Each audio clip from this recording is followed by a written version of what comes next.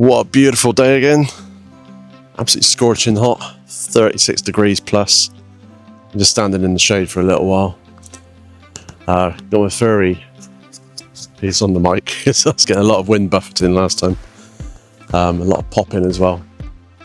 So I've been using the Macbook Air M5 for a week or so now. And by the way, that's 16 gigabytes of RAM and 512 gigabytes of storage. And it's working fantastically. It's a real workhorse. It does not stop. It's working really hard. It's not warming up either.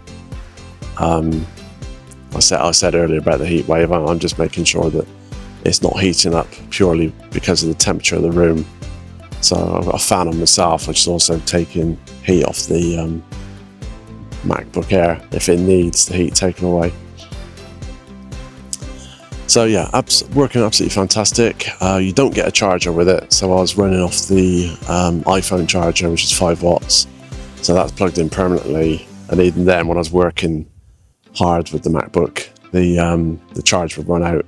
However, I ordered, as soon as I received the MacBook Air, I ordered a Ugreen 100 watt charger.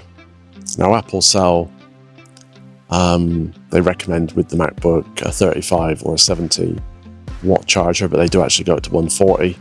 The Ugreen came in at £30 fly, and it takes about 2 hours to charge the MacBook Air to full charge, which is normal. And the MacBook should last about 18 hours on that charge. So I've been getting into my AI. I've connected my Claude through Obsidian and iCloud.